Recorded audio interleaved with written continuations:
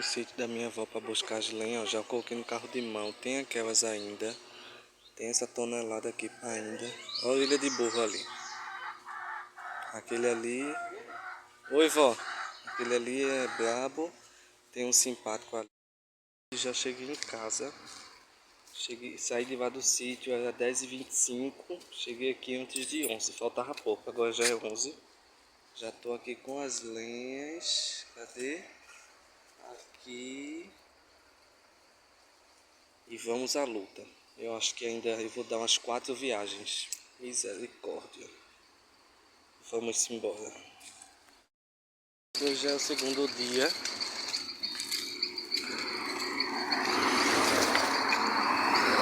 Eu tô indo buscar as lenhas. 20 de junho. Já é 4h05, mais ou menos.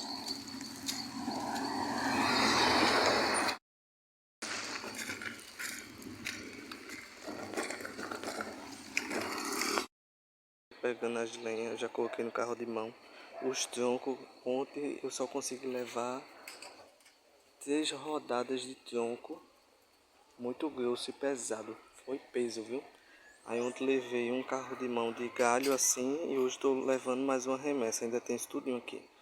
Mas hoje é a última.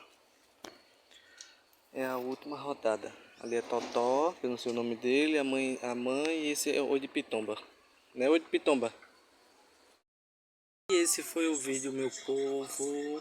Fiquem aí porque eu já mostrei a vocês carregando as lenhas, as madeiras para fazer a fogueira. E vai ter vídeo também mostrando eu montando a fogueira, um vídeo queimando a fogueira, tudinho para vocês, certo? Fiquem aí ligadinhos. Se vocês não são inscritos, se inscrevam para não perder. Ativem as notificações.